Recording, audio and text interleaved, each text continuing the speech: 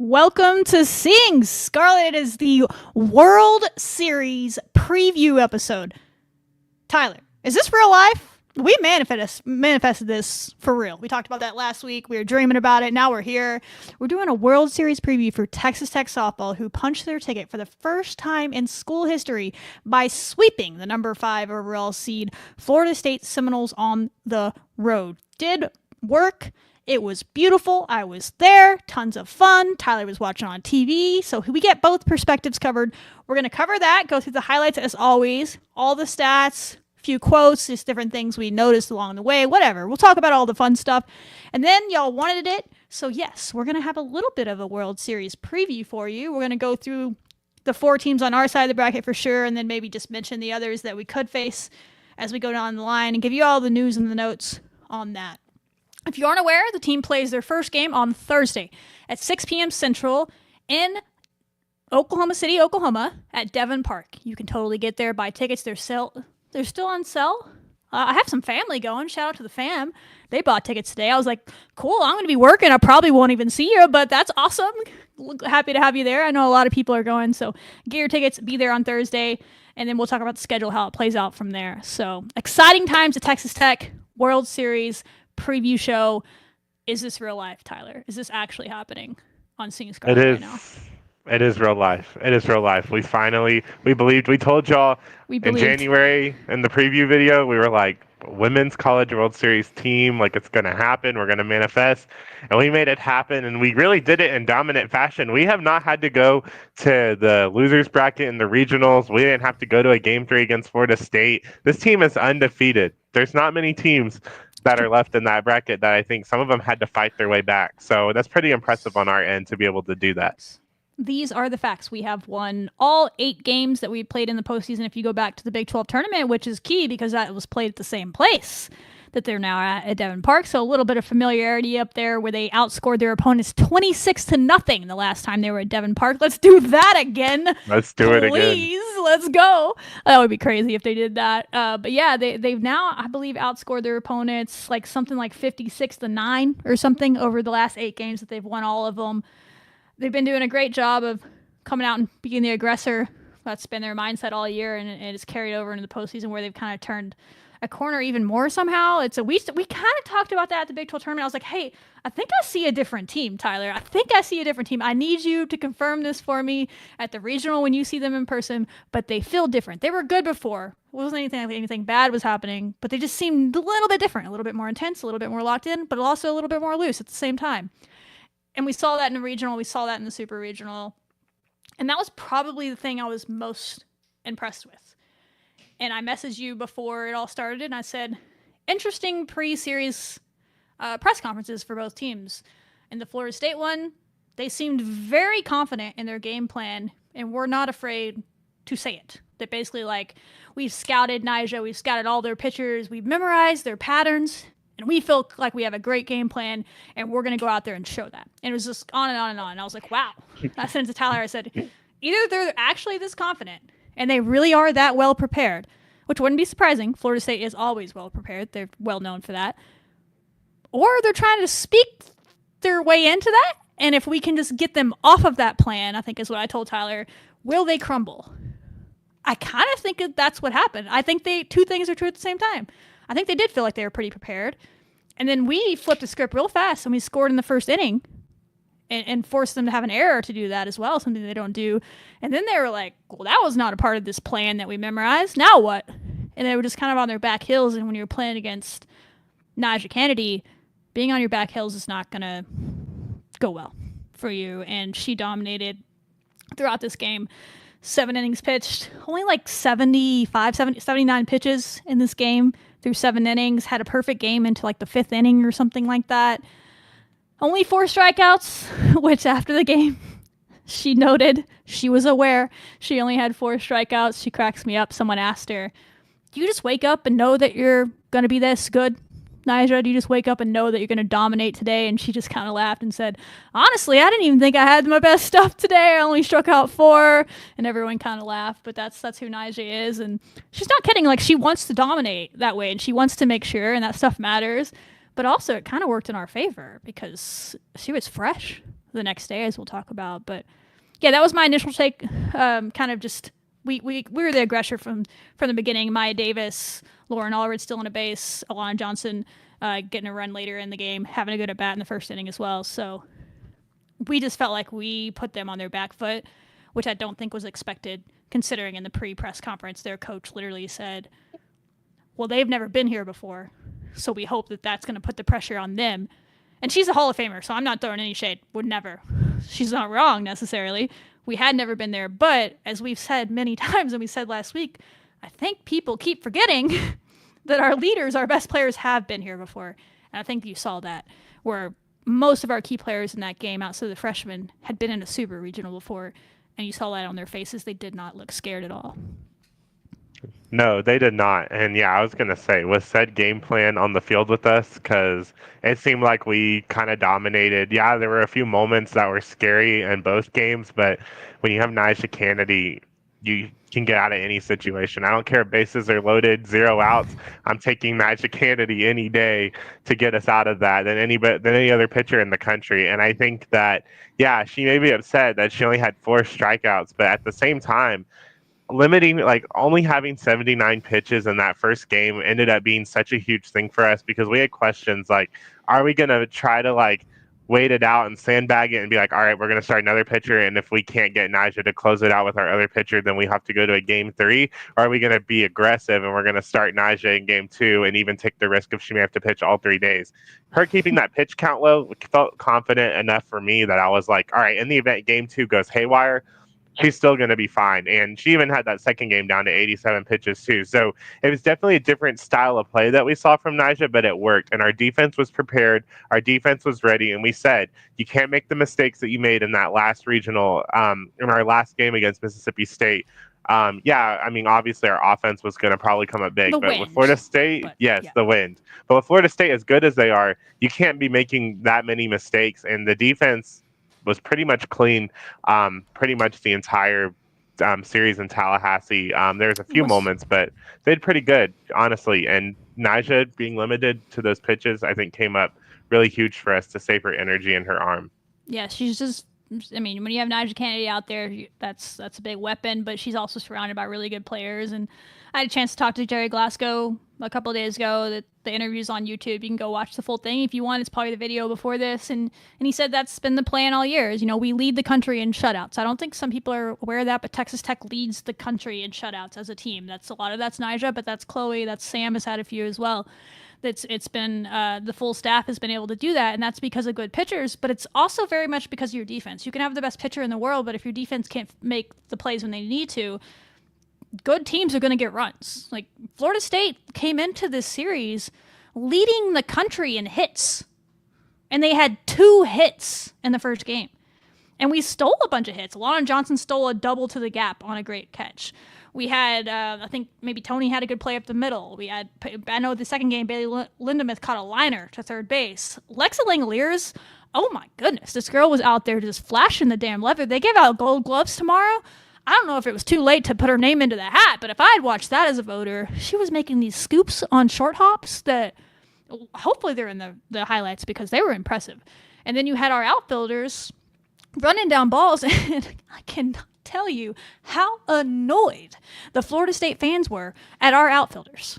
They thought that they had a hit when Alana ran it down. They thought that they had a hit when Demi ran one down. They thought that they had a hit on that bloop to center field when Maya Davis light work, didn't even have to dive, ran up there and caught the ball. All the foul balls that they ran down, even liners right at our players, were just positioned well. Shout out Hunter Veach, great job there. They were so annoyed at how much ground our outfield covered and how well our infield was playing that it's demoralizing. And then when you have a pitcher like Nyjah that does the rest of it. So shout out to everybody. It was really impressive for sure all around. And we'll just show you the highlights for game 1 and then go through the box score. But it starts off with Maya Davis getting on base. Alexa Langoliers has a single, all of a sudden 2 on, nobody out. And that's a tough place to be when you're playing Texas Tech, who's going to cause chaos and find a way to get a run around more times than not. Of course, the game started with Nyjah being Nyjah, by the way. Clean first inning. Made him look silly.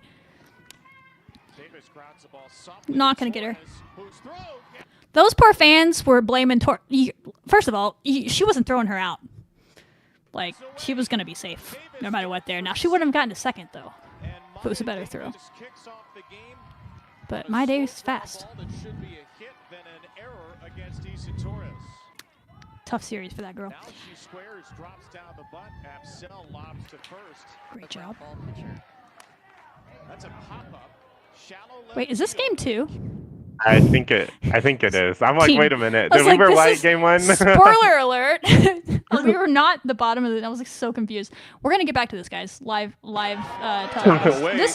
There we go. This is game 1. They don't show everything that happened for some reason. This is literally the beginning of the highlights, so don't be mad at us. But Maya got on base, Alexa had a single, and then we got first and third, and we do the whole still and see if they'll be stupid enough to throw the ball to second play, and Maya can go score. And not only are they dumb enough, I'm a big fan of Michaela Edenfield, but this was not her best moment back there, and she's this 5th-year senior, and she made this throw, shouldn't have made it, and then also made a bad throw. No one was there. It was already second. Easy. I mean, Maya was going to score the moment she threw it, but to throw it in, this made it easier. So that's what we do to people, though. Yeah, they talked about the blister. I had it in my ear so I could hear the broadcast, and I was like, we're just going to talk about the blister for the first 3 innings, I guess. Right. Lana Johnson murdered this one. Lana. Love that. Murdered. And I want to give her a shout out because in the first inning, she struck out, right? But I thought that at bat in the first inning, it's not in the highlights, but if you remember, it was a really good at bat. She fouled off a couple of pitches. Yes. The first pitch, she yammed it down the left field line, just foul. It could have been a double if it was down the line. Like, I thought she was seeing the ball pretty well, and you could see that. And she took whatever she got from that, made her adjustments, and I mean, sent that thing. It was a no-doubter. Just to make sure everybody knows that we got some hitters on this team. Here's that play where she ran it down. Oh, my God, their fans were so mad. They were so mad. 5th inning. This was a scary moment. Scary moment. And something weird about the 5th inning, I did not want to bring it up on the show last year because mildly superstitious when it comes to baseball and softball, mostly because I know the players are, so I try not to put it on them. But for whatever reason, the 5th inning is like the inning where Nyjah has struggled against Florida State. They played her last year when she was at Stanford, and she had them shut out until the 5th inning. And then they scored 3 runs. Now, there was 2 errors mixed in there. Her defense let her down in that game. So I was just like, okay, we just got to get to the 5th inning. And then sure enough, I'm sure they're thinking about that because they're like, last time we played her, it just took us to, second time through the lineup. We're going to be all right. And that's where they were. And all of a sudden they get some momentum. And then Nyjah says, just kidding. 2-2. That was a close one. I was scared that she got that one, but Demi Elder's there.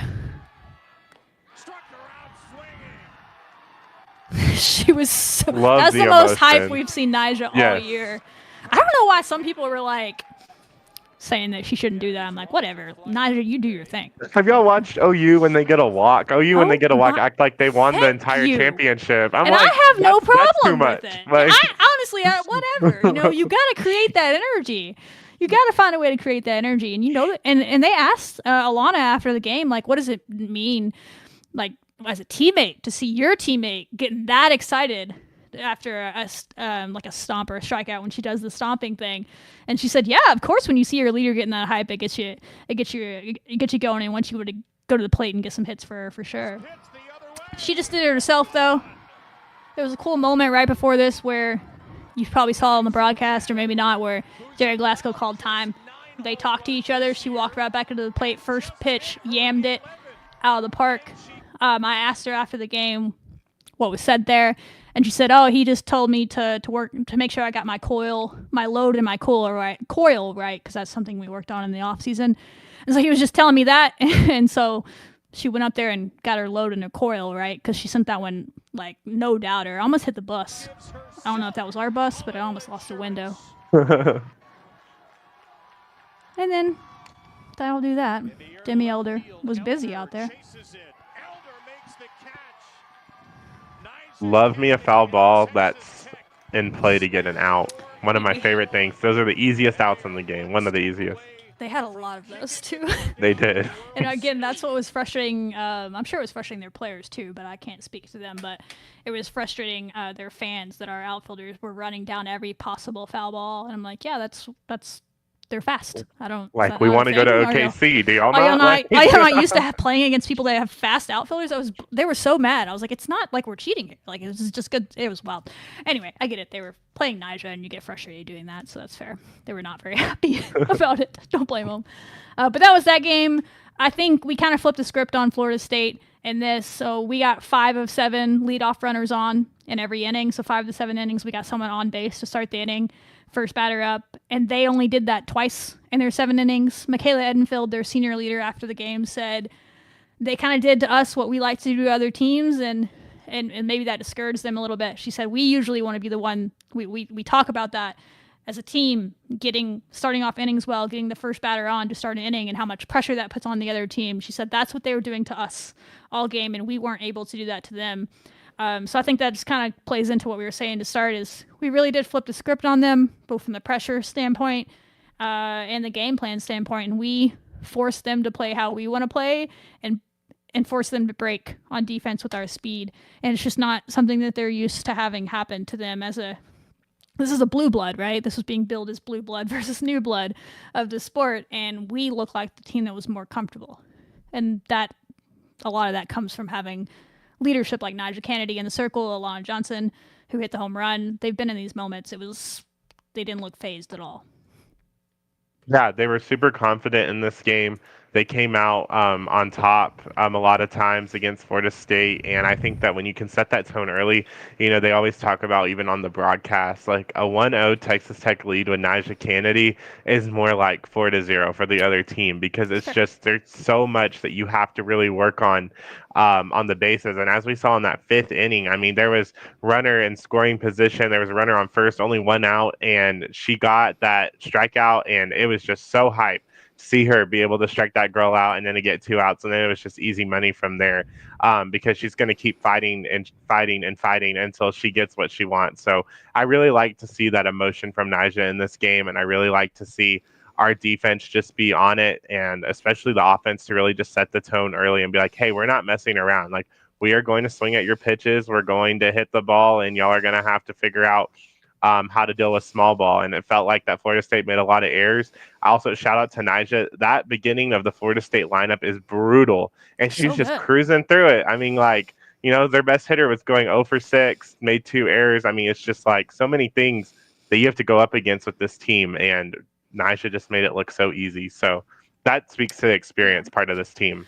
It was not easy, but they made it look easy for sure. And, yes, you could feel the discouragement in the post game from you don't often see a team look that defeated when they know that there's a game left. And so I'm not saying that I was like, oh, this is over, because it's sports and you never know and they can regroup. But they were, already crying in their post game press conference after the first game, and I was generally like, man, I feel bad for them. Like, you could just, it's like they knew, like, what are we going to do with that? She only threw 70 pitches. Like, what are we, she's going to pitch tomorrow. Like, it was just, I'm sure they regrouped and we'll see. And they battled a little bit better in the next game for sure. But you could kind of just feel it, that they were just pretty discouraged that this was the hand that was dealt to them and they couldn't find their way out of it. So, but again, credit to us, because we forced that issue. We could have gone in there and played into their hands and been the less experienced team and let the moment get to us, but we didn't.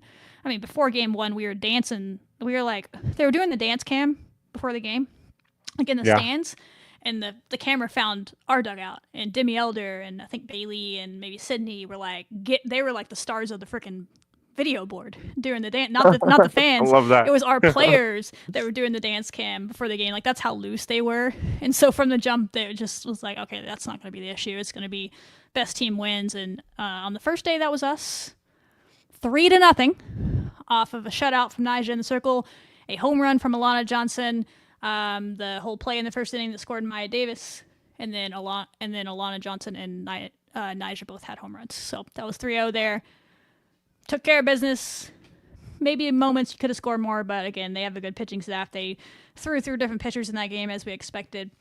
You move into the next day, questions on who's going to start. I think anyone with a brain cell knew Naja Kennedy was starting this game, but it was a good thing to be able to talk about, I guess. I think they interviewed Coach Glasgow during the game about, like, was there any consideration? And he said, maybe on our end a little bit, but Naja said, give me the ball. And so we gave her the ball.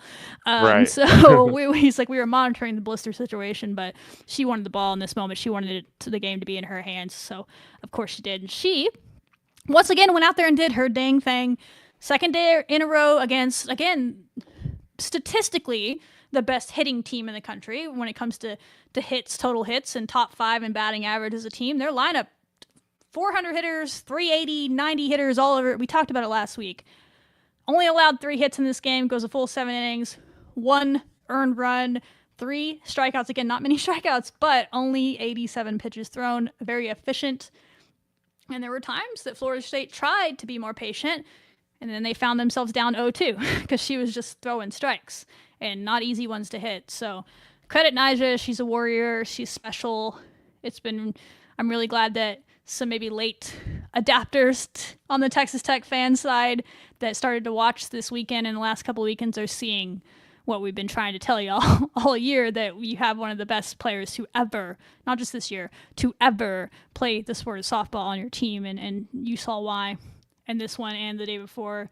A similar start, Tyler, same kind of script. Yep. We said it worked the other game. It's been working for us. If it ain't broke, why fix it? In this game, we kind of showed you the highlights already because we accidentally started early, but we were the home team because weird rules, whatever. Use it to your advantage. And then once again, Maya Davis gets on, Alon Johnson gets her in, and the game kind of followed that script throughout. You'll see a late inning kind of wild mess of an inning that Demi Elder steps up there, and chaos is where she lives. It's where she thrives. She said this is the most chaotic inning of softball ever. Bet, let me make it more chaotic. And she hits the game-winning run with a little weird collision involved as well. You'll see that. Clutch hits. I think there were moments where we could have broken this in open. And as Glasgow said after both games, he's like, we weren't perfect in these games. We didn't play our best overall. We're team still not hitting their ceiling, but we're still really good because we're able to win anyway. And you kind of saw that. You were able to get in it. But it did get a little tense in that final inning. Yeah. A little bit. A lot of the innings. I think 5th and 7th, I was like... Yes, yeah. And as you would expect, a team as good as Florida State's going to start to figure some things out, and they did. But Naja Kennedy and the defense did their job. So let's show you the highlights again. It's going to pick up where we left off. It's going to start here at the fly ball. This is a pop-up. I think the announcer even said, that's a pop-up, is how he called it. And it is a pop-up for most people. Most people are not even attempting to run home here. They're going to deke it, maybe try to get them to overthrow at home and then score on an overthrow, something like that. But they're not actually going. Maya Davis is going from the jump on this. And she scores on a shallow pop-up to left field. And the fielder makes a perfect throw. And it really wasn't even close, y'all. This is how fast Maya Davis is. There. Davis tags from third. Davis is coming home. Look at that. Holy. Not even close.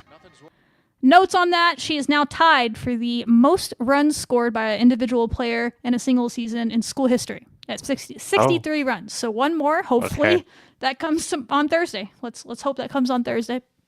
She will break the record.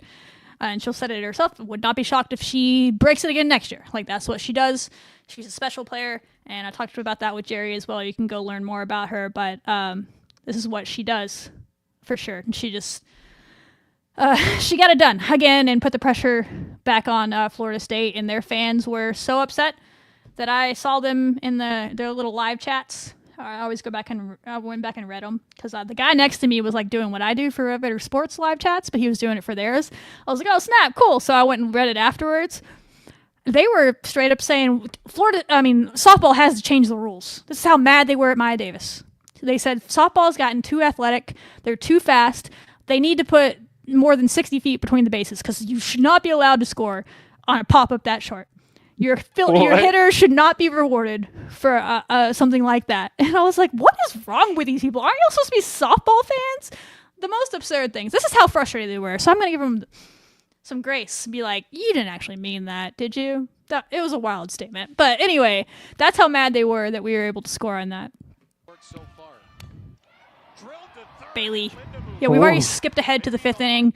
Not a lot of action was going on, really. Just a lot of 3 up and 3 down. We had a couple of base runners and some missed moments, chances and stuff on base running things and other blunders. But for the most part, it was just good pitching on both ends.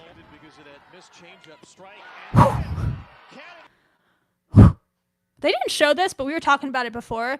It was a weird moment on this where this was a battle of a bat. She was almost hit a home run on her foul ball. She gets the ball back after one pitch, walks to the rubber, immediately turns around and throws it.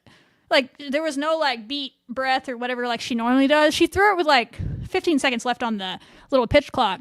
It was interesting, and I asked Nyjah after the game, and probably my fault. She might have just not understood what I was asking because I have a Texas accent, y'all. It's a problem. So this is probably on me, but her face told me she had no idea what I was talking about. So maybe she didn't do it on purpose. But I know you said they talked about it on the broadcast, so I'm not making this up in my head. She quick pitched it, and I was like, well, that's genius. Not only is Nyjah the best pitcher ever, she's got the highest IQ in softball ever because it caught that girl off guard, and she had no chance after fouling off all those pitches. So that was kind of a cool moment.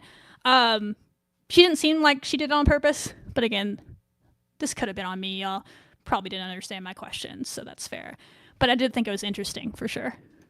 This was the strikeout of the game, honestly, in my opinion. I mean, that was just such a tense moment because, as you see, they have a runner on third, and I was just stressed out. And that girl, that was just such a cool moment for her to just quick pitch it. Could have been it, and she almost hit a home run in that bat, just a little bit. She did. Just a little bit early on it, which, I mean, that's what happens when you can't time it up against Nyjah. So it was 9 pitches too, in the at bat. I mean, it was nervous. Girl was not leaving. I was like, please. I was Again, Nyjah, this get is this a done, really please. good hitting team. Yes. The whole time, I was literally sitting next to people and they were discouraged. And I was like, no, I feel like y'all are doing pretty good. Most people strike out a lot more against Nyjah. Y'all aren't striking. You're making contact. That is making the innings go quicker, to be fair, than they normally do in the pitches. But you're making some good contact. It's just, it's Nyjah. She's just really good, Right. Demi Elder right where the ball is Easy. again. She had a lot of putouts out there. Oh, here we go. This is the chaotic inning. I don't even remember exactly what all happened in this inning. A lot of stuff. Kylie Huffman was randomly pinch hit for Alana Johnson in this inning as well.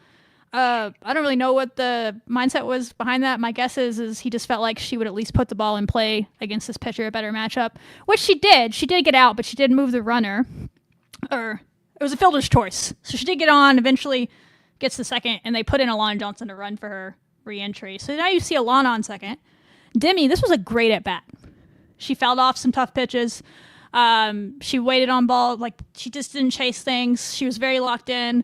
I asked her after the game, you seem pretty locked in there, what was really going through your head in that moment, that big moment. And she said, yeah, I was locked in. I was just trying to tell myself at the end of the day, it's just a softball game. Just go out there and hit it through the gaps. It's just softball. And she does what Demi Elder does. And it's important to note that she laced this one, because if it was a little dribbler, might have gotten called back because there's a collision, but the ball is well past the infield before this collision happens. And so you're going to see a collision that happens here. It's reviewed. It's upheld. This ends up being the game-running run, as Florida State does score later. So clutch queen, Demi Elder, as always. And then shout out Alana for running there. Right. She could have just gone to third, but she got on her horse and ran around and scored. Okay, I forget that these are Texas Tech highlights, so they never show the scary things. But you can see the score is now 2-1. Y'all, Florida State got 2 people on base, nobody out. And not just on base, but second and third, nobody out. I don't know what the percentages are there, but most teams are giving up at least 2 runs in that scenario, right? At least 2. When you think about the pressure of the moment, you're on the home team's field. They got it going. Credit to Florida State. Michaela Edenfield and who started off the inning? Is it Katie Dack, maybe? Dack started off there. They're both seniors. They were dancing. They were like having a dance battle before the inning, in between innings. They were just going back and forth, like dancing with each other, like completely just as loose as ever. And you saw that. Goes up to get a walk. She gets a double. Maya Davis almost makes a great catch on it. Just barely misses it. But they get on. And you're like, oh, crap. And that the fans are finally getting into it. They do get one run. It was a weak ground ball to the first baseman, but we didn't worry about the runner. We just got the out. Weren't trying to do anything crazy there. Smart defense. But they did move the other runner to third. So then you only have a 1-run lead with 1 out and somebody on third. You can't even give up a fly ball at that point. Like, and Nyjah knows this. She's not stupid. That's why she's so good. So she's like, I either got to strike this person out or get them out some other way. And sure enough, she struck them out. That second batter. And then you get to this point, and Lauren Allred, pressure moment there. Got to make the easy play. But she does. Just watch and enjoy as history is made. I'll turn up the sound for you guys. And that's going to do it. Nyjah Kennedy and Texas Tech are on to the World Series for the first time. Absolutely. I mean, such a special moment. Austin, I see your questions in the chat here. I'll get to those in just a second. I got you if you're still watching. But yeah, special moment. They celebrated. I went down on the field after to take some pictures and stuff, and it was just like, I told someone, like, it was like a mixture of like excitement, like pride, relief, a little bit of shock even, because of like 2 runners on and nobody out against the best hitting team statistically in college softball. And you got out of that.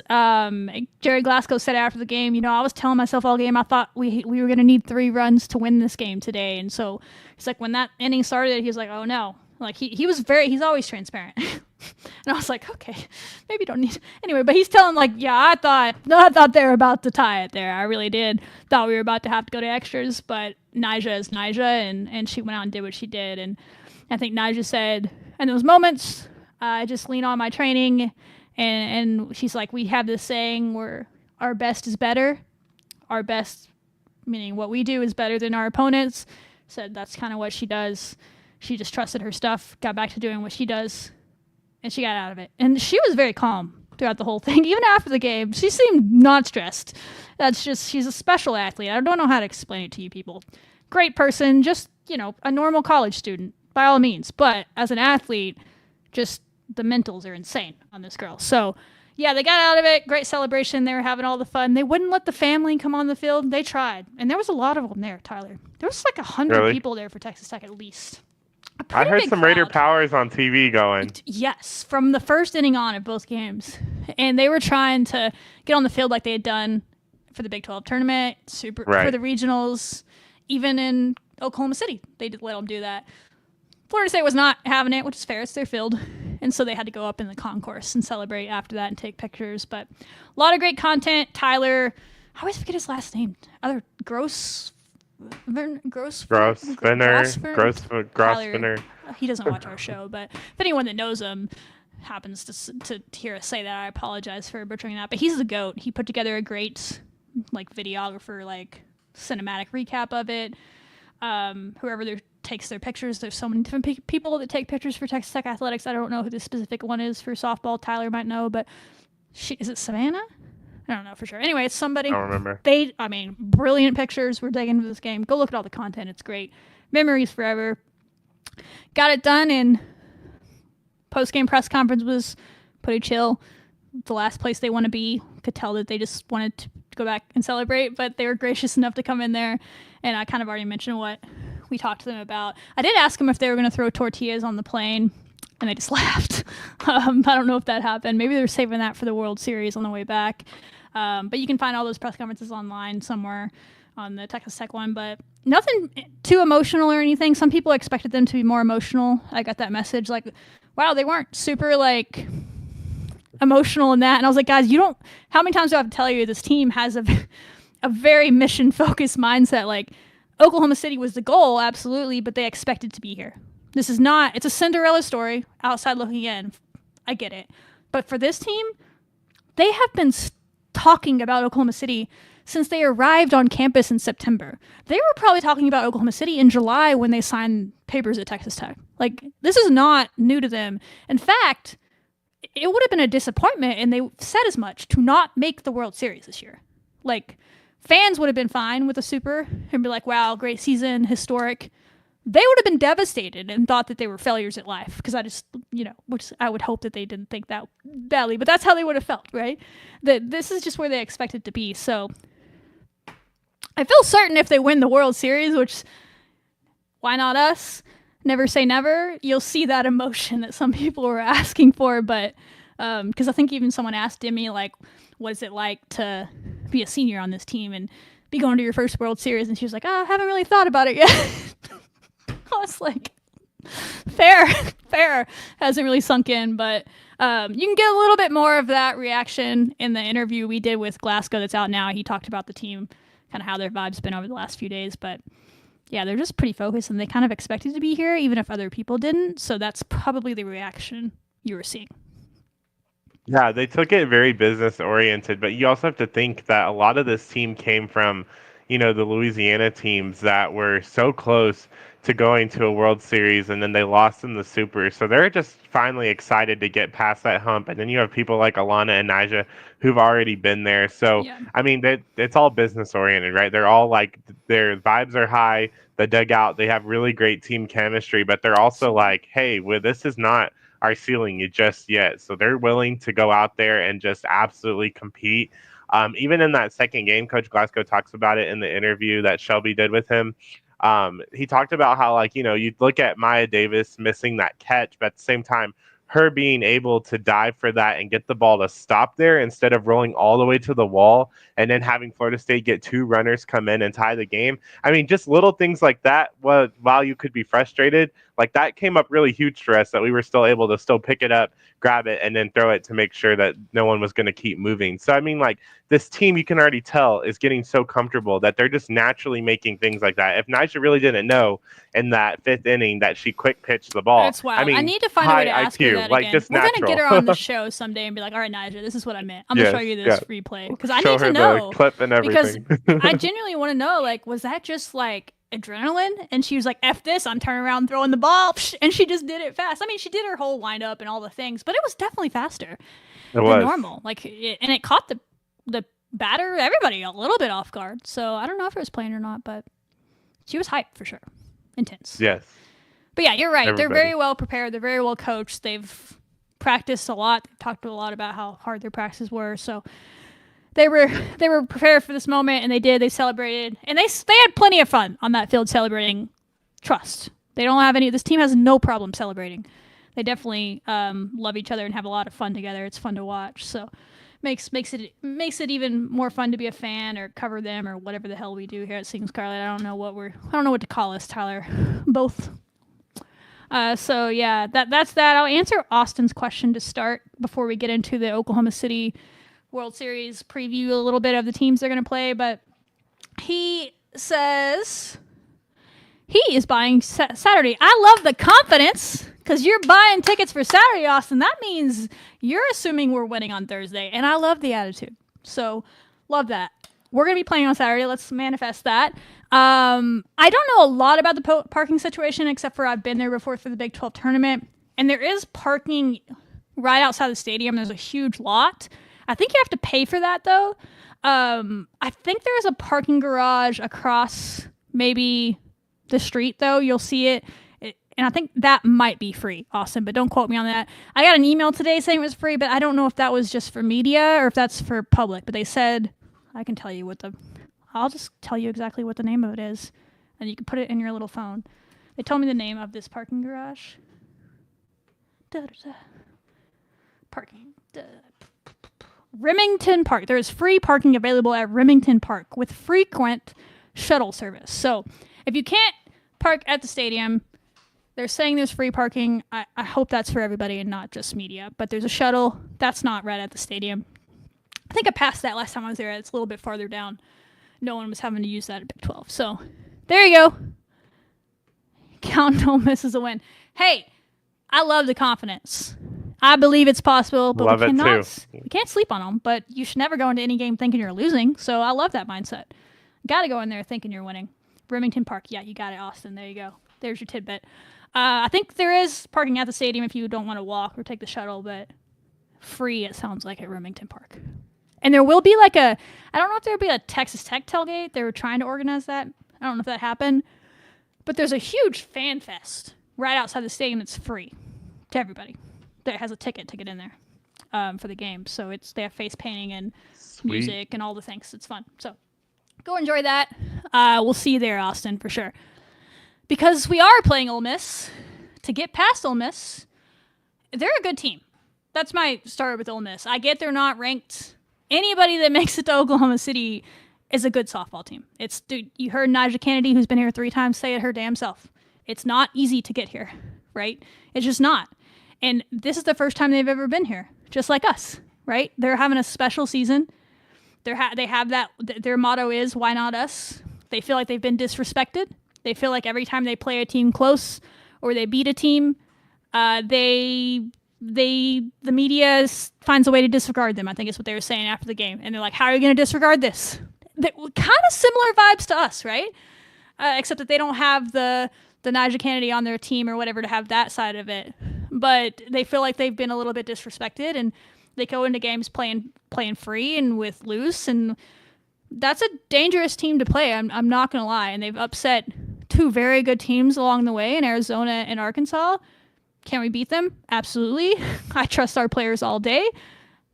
A big part of it being we have the same mindset. So I don't think we're putting a lot of pressure on ourselves. I think we're like, hey, yeah, cool. Y'all believe that? That's how we play too. Let's see who goes out there and trust our stuff. And you heard Jerry kind of say that in the interview we had with him this week. And he said, hey, we are who we are at this point. We're going to have practice. We're going to do all those things, but nothing's changing about who this team is at this point. We believe we can win. We're going there with the attitude that we're going to win. But we'll have to see, basically, let's go out there and see if we're good enough to win. But we've done the work, and we have to believe in that. And I know that's how we're going to play. I think that's kind of how Ole Miss is going to play too. So I hope it's not a good game in the sense that we just roll them and carry over the Big 12 Devon Park vibes that we had going up at the Big 12 tournament. It's possible because I believe in this team so much. But Ole Miss is a scrappy team, and they have some good players. And I think it has like 9 seniors or something. A lot of seniors on this team, which is always tough to beat. So that's kind of my Ole Miss overall. Real quick, our friend Chadwick, how's it going? Clarification on parking more. Free parking at the horse racing track as well. Nice walk to the stadium. He would know. You've been there. He knows his way around the stadium. So you got some inside information for someone that's been there. Yes, the crowd will be very different if you have ever been there for that Big 12 tournament. It's not super packed, but it will be a zoo in a good way. It'll be a fun atmosphere. So sounds like there's free parking at the horse racing track and Remington Park, which might be the same thing. Don't know. Find it anywhere you want to go, or if you want to pay for it to be close, you can do that as well. Tyler, take it away. Let the people know your detailed scouting reports. I'm kidding. What have you got on Ole Miss? We'll start with them. Yeah, so Ole Miss, I've watched them a few times this year, especially in the SEC tournament, and I've been saying this all week. I really think that small ball is what's going to be Ole Miss. And I say that because you look at a team at Arkansas that has Bree Ellis, right? And, Ole Miss kind of played it off where they just walked her the entire time. But, Arkansas has a lot of home run hitters, and they're all power, right? Well, it kind of got them in a bind because Ole Miss is over here getting a bunch of runs on the board and all the things, and Arkansas's pitching was kind of whatever this weekend, but they're also not getting, they're just praying for a home run to happen. They're not really working the bases as much. There wasn't a lot of, situations Ole Miss got put in where it was runners on second and third, 0 outs, whatever. So I think that small ball is what's really going to help us win that. I think against Texas, their defense does not do too well under pressure. So if we're able to put pressure on their defense, their outfielder missed probably one of the easiest catches, and then Mia Scott ended up walking it off against Texas. I'm just saying, I really think that Ole Miss, we are definitely able to get the win against them. As far as their leading hitters right now, Jaden Pone, has a 363 average, only 1 home run on the year, so more than likely she is going to try to put that ball in play. But then you have some of their heavy hitters like Percy Yamas with 355 average, 10 home runs, Lexi Brady, 17 home runs, 340 average. Malia Binford, she's also their pitcher, really, really good. We'll talk about her in a bit. 328 average and 12 homers. And then they also just have some really great pinch hitters that are hitting at 375, 348, 333, 308. So don't be surprised if they're stuck in a bind and they need one of them to come in. They're definitely going to they're going to be ready, right? They have an overall team average of 306. So that's really, really good. And they have a bench that can help support that. And then as far as the pitching goes, one of the things that I do have faith in about Ole Miss that didn't make him seem as scary after listening to Coach Glasgow's interview is like he's familiar with this team. Ole Miss was in their regional last year. He's familiar with their pitcher because their pitcher was at Baylor last year, Aaliyah Binford, and that's who they've kind of been looking for as like their ace in a sense. They split between about 3 of them. So Leah Binford, she has an ERA of a 3.58. She has a 11-3 win-loss record, pretty good. They also, I think, their other ace that they use is Brianna Lopez of a 2.94 ERA. She's 13-5. And then they seem to go more as like a reliever, but she also does play a lot. Mayali Guachino, I probably butcher that. She has a 3.44 ERA, 16-11 on the season.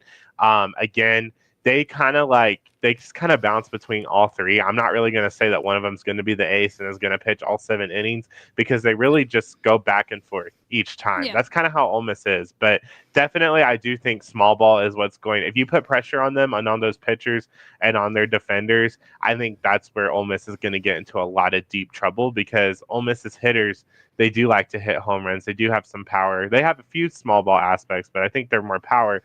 And Nyjah, she's going to be Nyjah, and they're not going to see. I think we're starting to see the SEC pitching this year is not that great, in my opinion, or it's not what it's been hyped up to be. Shown well in the postseason outside of the Landry and Pickens have been Landry and Pickens. Right. So, I mean, I definitely think we have a great shot at this, and to get that game 1 is great for us. We really need to. Our best way is to not lose, right? I mean, that's your best option in the bracket. I said it to someone else the other day. I was like, we really need to not lose.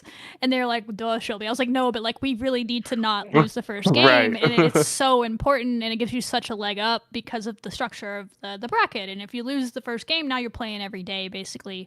And teams have done it. You can make it out of the loser's bracket. It wouldn't be the first time it happens. Someone very well could do it this year.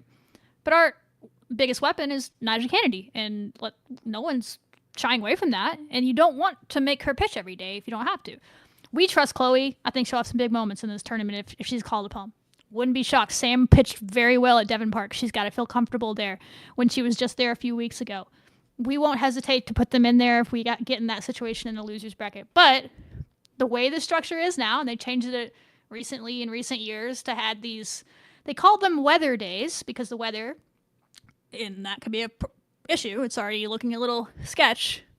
Gets a little crazy in Oklahoma. So they built in these weather/rest days. But if the weather holds and clean, then you could, in theory, have days off between every game. And then if you win 2 games, then you're just sitting there watching everybody else duke it out. And then they have to beat you twice to get to the championship series.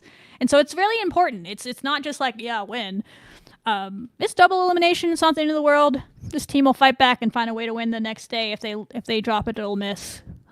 They will do that, but man, does it give you a leg up if you can get it done. So, as Austin says, if Tech is who we want them to be, who we think they are, Tech should be the winner. I love that, Austin. That's succinct and to the point and the truth. Yeah, I think that's a fair assessment. Ole Miss is a great team. They're very scrappy. They deserve to be here. They've taken down some big teams. They're not going to come in scared. Binford is a dog. That's their kind of. She's not. I think Lopez is her name. Have you said her name was? Lopez is probably who we'll see, and she is a lefty. We have all those lefties. I don't know if people keep throwing lefties at us, and we keep hitting them of late. So maybe that's not a thing anymore. But early in the season, that was a thing people tried. So that's something to note. But we'll be prepared. Glasgow's taking his pitching machines. Some players have seen Lopez from Louisiana before. And that good omen, Louisiana, Ole Miss played Louisiana this year. and lost to them in one game. They played 2 games. I think they murdered them in one game, but she lost to Louisiana this year. Was that because some of those players had already seen her? I don't know. I'm searching for every good omen I can find here. But that is Ole Miss. If we win, when we win, Austin's going to be there. Already bought his tickets for Saturday. He believes Texas Tech will then play on Saturday, I believe, at 6 o'clock again. I believe the setup is the same throughout. If you keep winning, you get the same time. If you lose, you play the next day on Friday night against the loser of Oregon and UCLA. Again, if you win, you get the winner of Oregon or UCLA. After that, if you make it through 2 games, whether it's win or loss, then it's anybody in the bracket. But since we know who these first 2 are, maybe we'll do a show. I feel like we'll do some spot shows from Oklahoma City, wherever I am. Tyler's going to try to get there for the Champ Series, I think, but we'll do them. Another show after we get maybe past the first 2 games, a little reset, and we'll talk about who's next. But for the next 2 games, it's going to be from these 3. So what are you got on Oregon and UCLA as well? Yeah, so Oregon's kind of having like a special year. They're kind of in the same boat as us. However, they did not win their conference tournament, and it was questioned as to whether they would be in the host spot. They did give it to them. The NCAA did. It was kind of like the whole thing, like, oh, we know the Big 10, Big 12, they aren't as strong, whatever, all that BS that they were throwing at them. But Oregon, they are, I think I'm a Big 10 hater, but they showed out. They got respect. They did. UCLA and Oregon both made it here. They did, and their fans were super hyped too. Yeah, Pac-12, old Pac-12 foes. So, yeah, technically. But yeah, as you said, I'm in your notes here, like speed kills. The Oregon's definitely going to be more of your small ball team. It's going to be kind of similar to us, right? They're really fast. They create a lot of chaos. I remember watching the Stanford game. Holy cow, Stanford could not catch a break because they're always running. I think in the Liberty game, they were reviewing early left bases, and they'll do anything. They'll still home if they have to. They do not care. They will do whatever they need to do. So some of their lead people, Keidre Lushar, she's a 444 average, has 7 home runs on the year, 61 RBIs.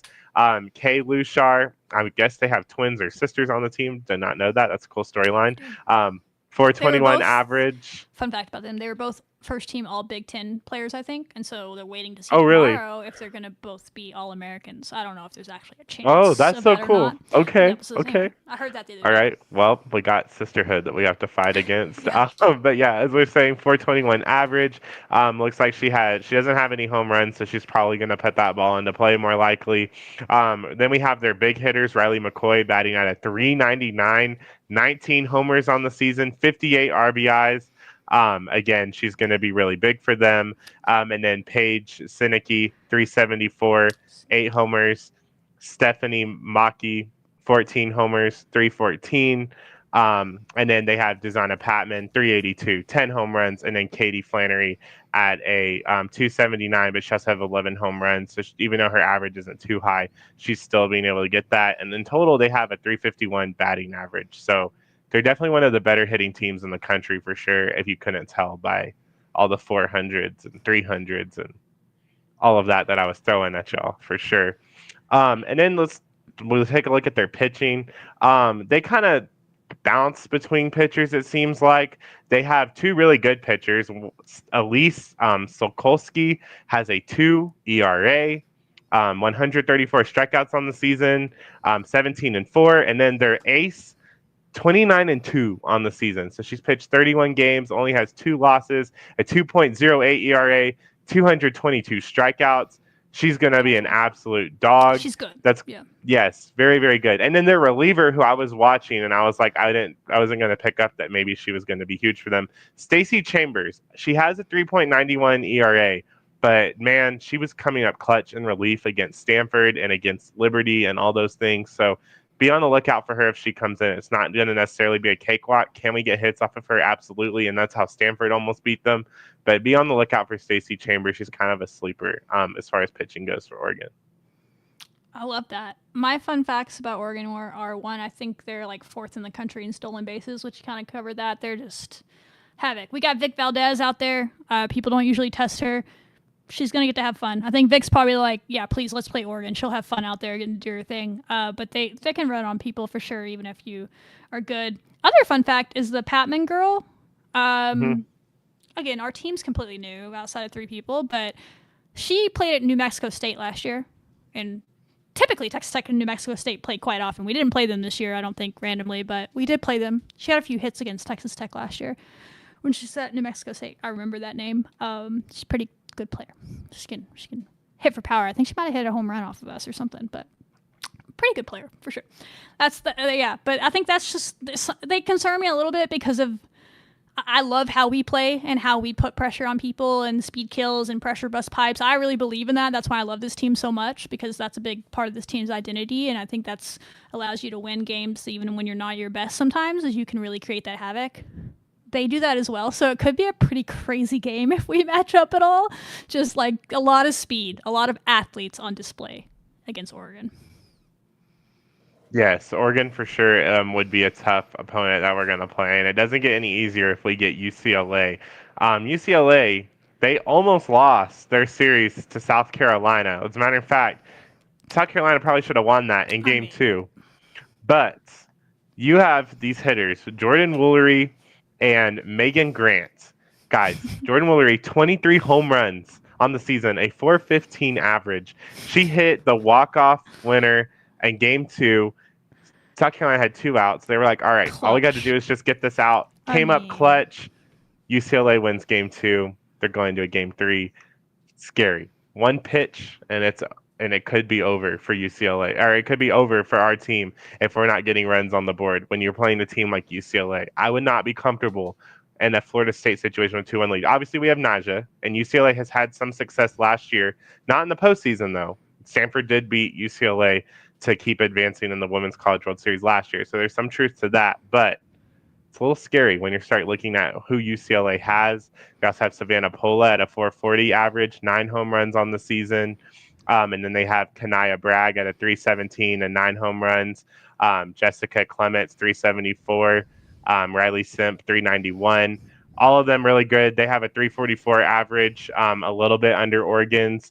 But I think for UCLA, their pitching, it's not super strong, right? Like they have some really, really great pitchers, but I did see South Carolina tend to expose them depending on, how you play it. So definitely they have some great pitchers. Look at Taylor Tinsley, 340 or 2.42 ERA, 15-4 on the season. I watched her a little bit, really kind of struggled in Game 2, but to be fair, she also had like 150 pitches. She has a little bit of dog DNA in her, I would say. She does. She'll go out there and she will fight. So Taylor Tinsley, definitely keep an eye on her. She also is really great in relief. And then they have, it looks like Addison Fisher, 2.59 ERA, 16-2 on the season. She's pretty good as well. And then Caitlin Terry, 2.62 ERA, 19-5 on the season. Really looks like all 3 of them are kind of evenly dispersed out. That's what makes UCLA a threat in this World Series with all their experience, is that each day they can have a pitcher go in and they're going to be able to win. They can win if they want to, right? So that's definitely something where the more runs you put on the board, and as long as Naja keeps being Naja, you're good, right? If you let up 1 earned run that, you look at Naja's ERA, 1 earned run from UCLA, that's fine. Let Woolery have it. Don't let Woolery, though, have a game-winning run. That's kind of where I'm going to put it at that. Yeah. Yes, no 3-run bombs.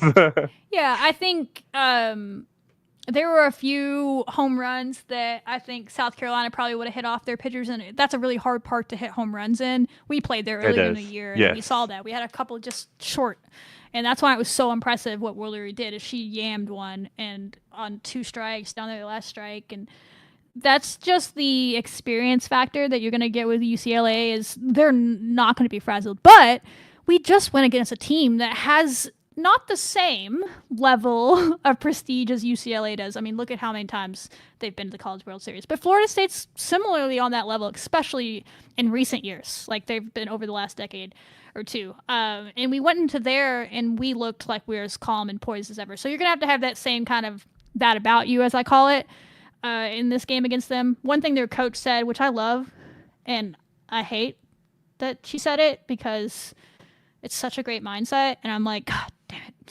But she was interviewed after the game where they hit that home run, and she said, yeah, our mantra is all you need is one pitch. All we need is one pitch. You can be down 10. All you need is one pitch to start a rally. Doesn't matter if you have 2 strikes on you. All you need is one pitch.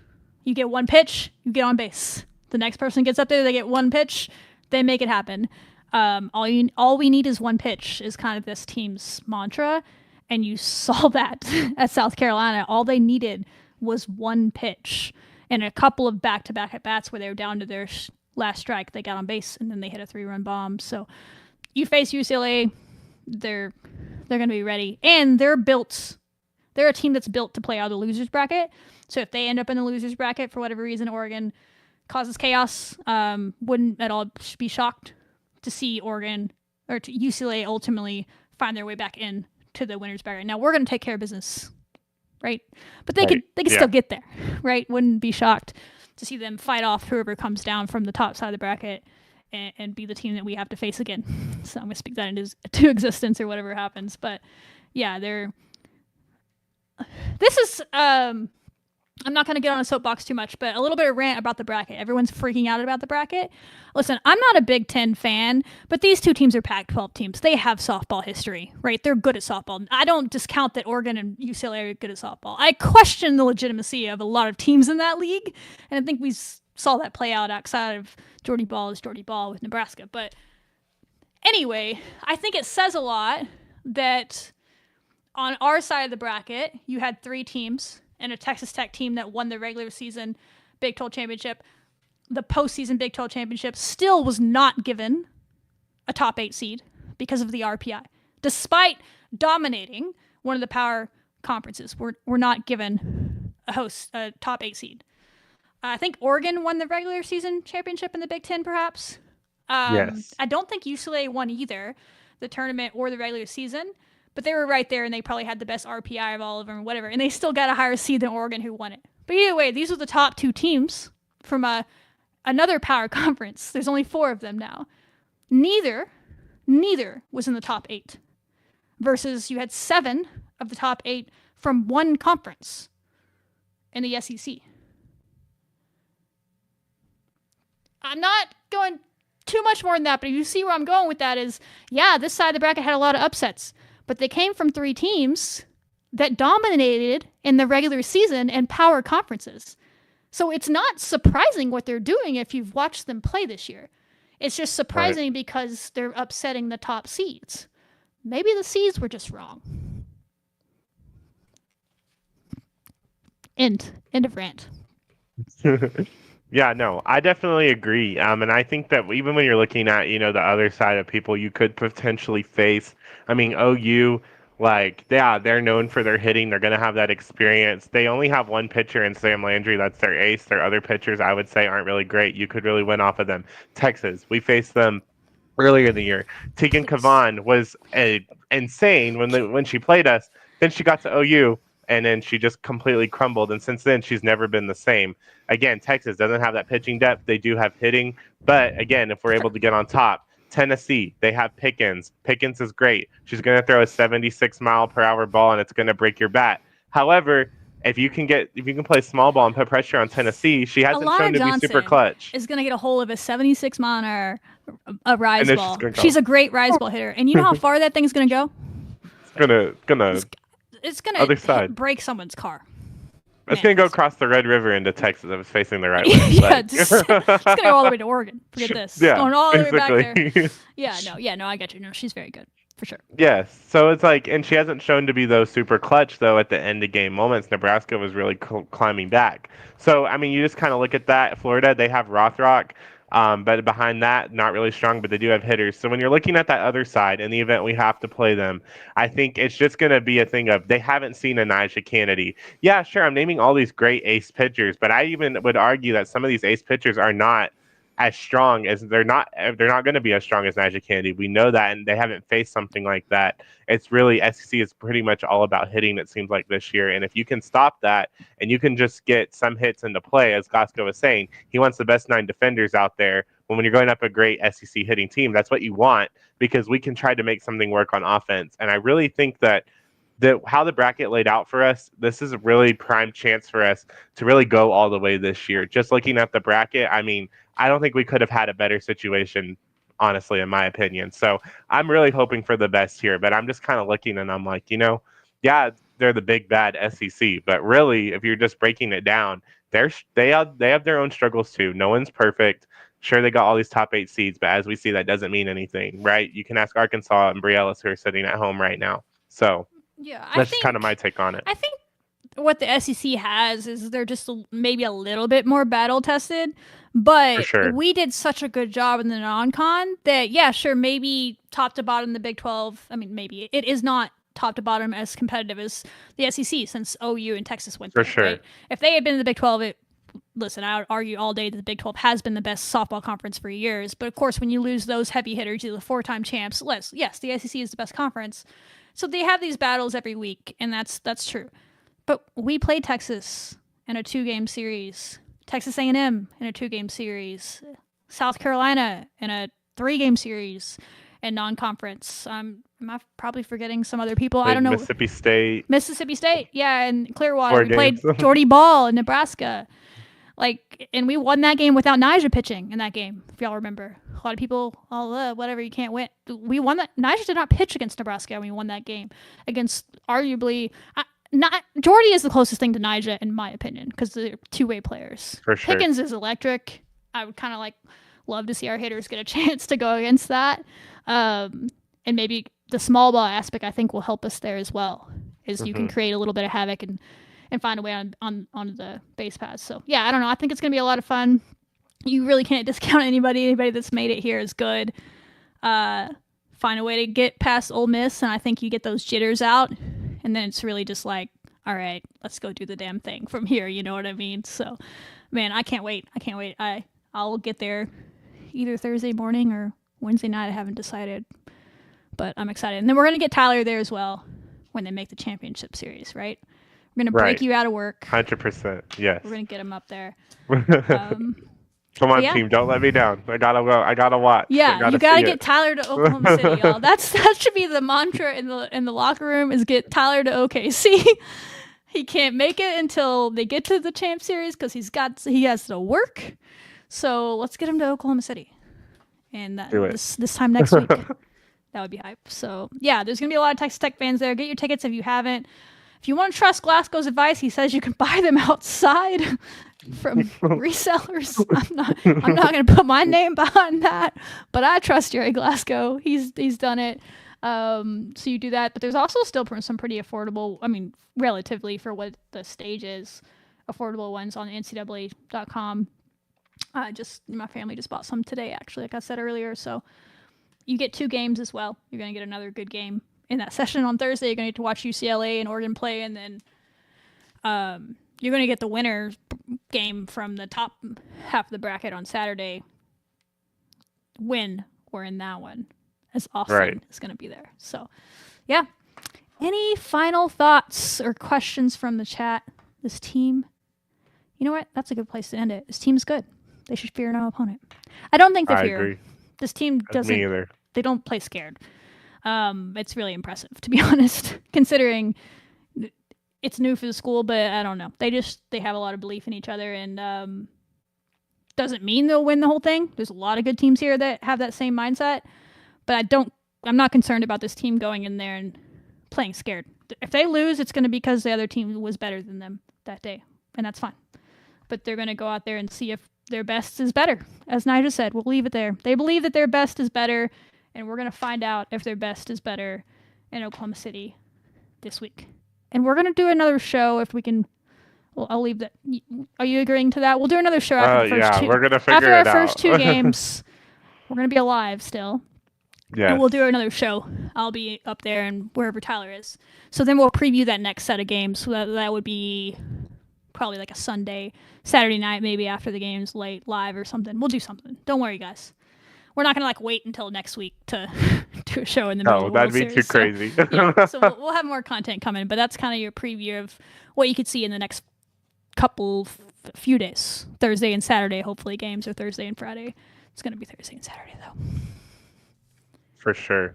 Yeah, I want to leave it with this. You have Pump a 'em Texas up. Tech team. Yeah, we have a Texas Tech team, guys, that's playing for a national championship, and that is such a big deal. We're going to work our way to get to that championship series, but already making it to OKC and Coach Glasgow's first year, I think he joins only, I think, 4 or 5 coaches that have been able to do that in year one. Super impressive. You have Nyjeri Kennedy, and she's been great all season. Absolute dog. Has done everything that she's worth all the $1 million, if not even more. But at the same time, we also have a huge team that Glasgow brought with him from Louisiana. We have clutch players like Alana Johnson. We have returning senior Demi Elder. All of these players have come up so clutch for us. Our star number 2 freshman class. It's a team effort to get us here, and we were able to do it. And last year, about 2 weeks ago, about a year ago today, this program was left with a lot of questions and a lot of uncertainty about what direction it was going to be because of a coach leaving us. And instead, we made the right investments and we got to this point. And y'all should be proud, right? Y'all need to be proud that we made it on this national stage. Dallas Fort Worth Red Raiders, it's literally a 2 to 3 hour drive on I-35. Y'all need to be there. Please get there. Y'all have no other reason to not be there, right? Lubbock, it's about 5-hour drive. I mean, everybody just make the drive to OKC, support this team. I think they said paint it red. If you don't have red, then wear the black or white. I don't care. Just be there and support this team. Yell Raider Tweet power, about them. Yes. Tweet about them. Talk about them. Raider power. Yes. Let's do it. I love to see all these people that have fallen in love with the team in the postseason.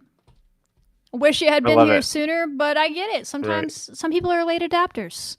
But you're here now, and you're getting to enjoy it, and you're going to enjoy it for years to come, because I don't think Texas Tech softball's going anywhere, but damn, this is a really dynasty cool. Started right now. You never know. Like, we believe we're going to be back next year. We believe we're going to be back in the future.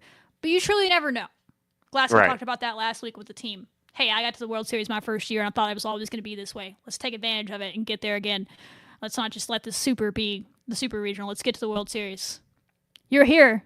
As the team said in Oklahoma City after they won the Big 12 tournament last time they were there, Vic Valdez and Nyjeri Kennedy were laying in the confetti on the ground, throwing it up in the air with each other and just talking back and forth. And they said something to the effect of, we came all this way.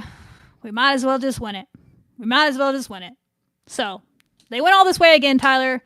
You might as well just F around and win it. Why not? Why not us? All the things. Why not I believe in them, and it would not be unrealistic at all, but it'll be tough, but it won't be unrealistic. So first step, got to beat Ole Miss on Thursday at 6 p.m. believe it's on ESPN2. You can watch it if you can't get there, but get there if you can. So that's all I got, Tyler. That's all I got, too. Thanks for joining in the chat, watching on the rewatch. We're always terrible about this, but if you don't follow and subscribe, please hit the like button, subscribe, and then tell all your friends to subscribe. Small goal, I think it would be cool if we got to 806 followers by the end of the World Series, because 806 subscribers. Let's do it. Let's get to 806 subscribers by the end of the World Series. That's what's going to happen. All right. Bye. Wreck 'em.